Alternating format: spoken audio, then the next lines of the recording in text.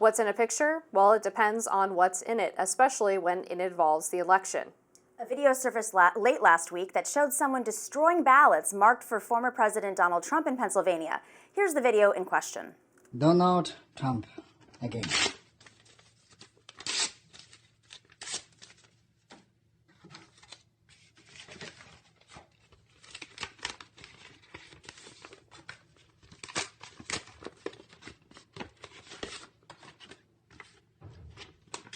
Donald Trump.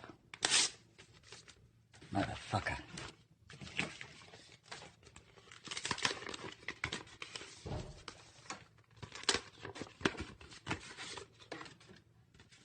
Kamala Harris.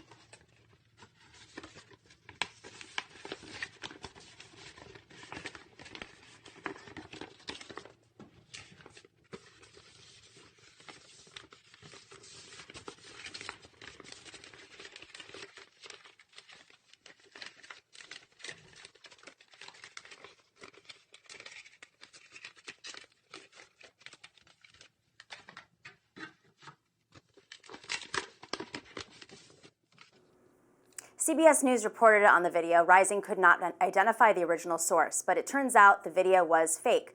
And it was not only manufactured, but spread by Russia, U.S. officials say. Though quickly debunked by election officials in Bucks County, Pennsylvania, the damage had already been done as it circulated on social media, including Elon Musk's X. As of Thursday afternoon, it had racked up over 342,000 shares. Russian propagandists have also targeted Vice President Harris and her running mate, Governor Tim Walz, per USA Today. This was the third incident this month in which agencies found a fake video going after Harris. Joining us now to talk about how fake videos and wrong information are playing a role in our elections is Joseph Sandler, partner at Sandler Reef, the law firm. Thank you so much, Joseph, for joining us. Thank you for having me. So you deal with, you're an elections attorney, and I think typically we have these conversations about election night, what to prepare for, if we don't have a vote count, how long is it going to last? But now we got to throw in all this disinformation and also the reaction just to 2020's events on the ground in several swing states. So, you know, from your perspective, as someone who's worked in this space for a long time with parties, how do they prepare for what happens in the lead up to this election on Tuesday? So the misinformation and the dissemination of misinformation in elections is really nothing new. There was a lawsuit involving the Republican National Committee, going back to the 80s, in which they disseminated, misinformation about when election day was, about where to cast your vote and so forth. It was a subject of a consent decree that remained in effect for many years. It's reached a new level, obviously, in the age of Trump, and particularly with malign foreign actors getting into the act in a big and very sophisticated way. But, the way to deal with it, essentially, and the effective ways to deal with it, haven't changed that much. There are new technologies to counter, bots and basically send a message back to the people that got it online. But when you talk about election day, the main thing is that both the campaign and the parties and election officials have to be prepared very quickly to correct misinformation by being set up to send robocalls, which of course election officials can do, to registered voters, putting people out on radio shows that are widely listened to, getting the word out right away to voters to correct misinformation in real time. So far you've mentioned some examples of what you say is misinformation coming from the right or being done to benefit Donald Trump, for example, from the Russians. We also know that Iran has been trying to sow discord against Donald Trump and has even been found to have been plotting an assassination attempt of the former president. So could you just talk a little bit about the actual goal of these foreign influence campaigns, which typically is more aimed at spreading general divisiveness and discord than it is in favor of any one candidate? I think that in the case of Russia, the effort is definitely to favor one candidate. In the case of Iran, it's also to favor, to basically try to disfavor Donald Trump. Although I'm not aware of any systematic effort by Iran to spread disinformation about the election in the U.S. Although, of course, that's not out of the question. They've been identified as actually trying to commit violence against Trump, which is a horrible thing. But a completely different kind of problem. I think most of the foreign malign actors, as well as the U.S. actors that spread this information, are definitely trying to hurt one party and benefit the other party.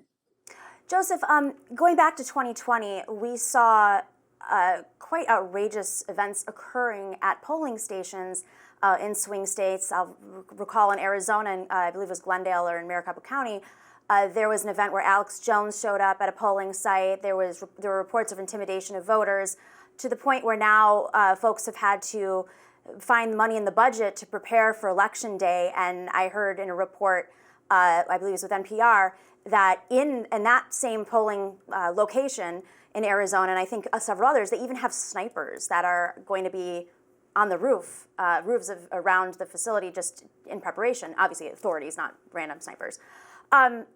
There's a lot of organizing happening, whether it's just typical organizing like the RNC.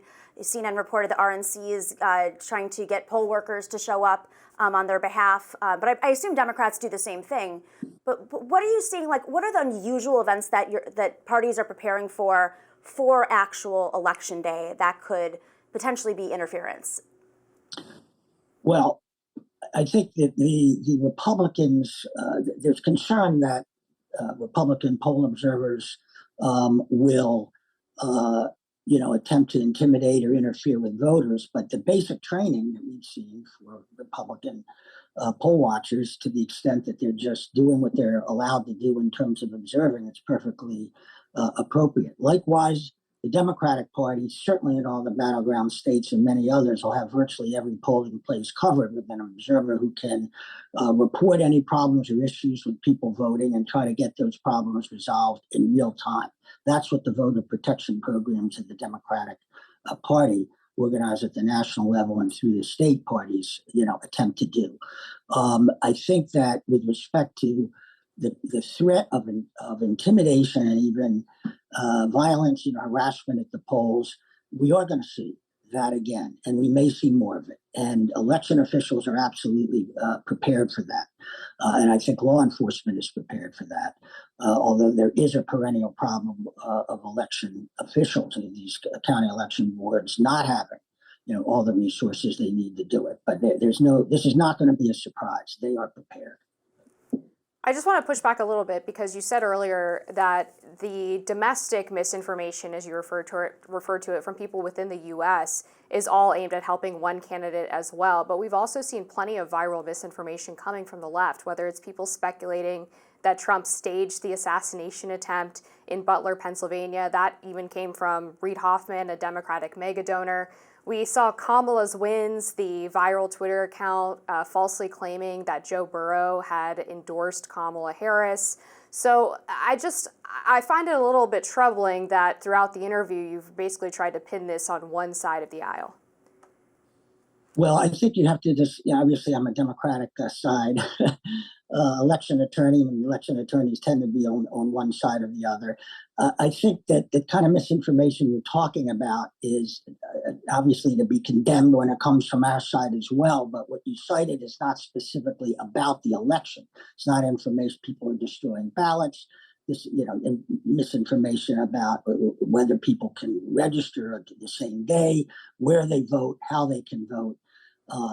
That's a different kind of thing. But to the extent that we're talking about information about the candidates or about their positions on the issues or about their characters or actions that are completely false, obviously that's to be condemned from both sides. Although, I think you can make a pretty strong case that there's a lot more of it that it has come from the right. But I think that the focus as we approach Election Day is on disinformation about the election itself. And if I may ask you about another incident that we're still learning some about, but we did hear that in Pennsylvania there's been a massive voter fraud bust 2,500 or so ballots that were turned in after the date required to register as a voter. Are you following that case at all? And is there anything that you can tell us about anything we've learned about this attempt to fraudulently register voters? Well, first of all, it was not. These were not forms that were turned in after the deadline. They were turned in before the deadline, and the Lancaster County authorities evidently suspected that some of them were fraudulent.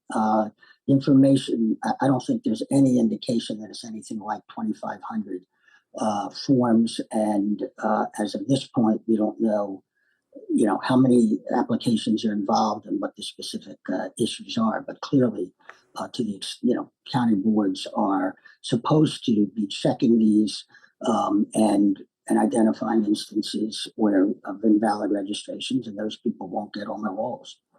Joseph, just to wrap, if we don't know the results on Tuesday, the 5th, where do you see this going? Is this something that's going to play out at the Capitol again, or potentially at local, offices where they're counting ballots? I mean, what are we anticipating for post-election night, since it is, people anticipate that we won't have the results the night of the election? Exactly. If it's as close as it seems, the main reason we won't have results that night or for a couple of days is because of the need to count in mail-in ballots and the volume of those that are going to be received by these states, and particularly in a state like Pennsylvania, where the election officials, the county election boards, are not permitted to start opening the ballots and determining which are valid until election day. So that takes time. I think the message is, this has come from election experts sitting on both sides. People have to be patient. I think any effort by one camp or another to prematurely claim that the election's over when the numbers indicate that it can't be called is something that the media needs to continue to educate the public about. And we need to be patient until enough votes are counted so you really know who won each state.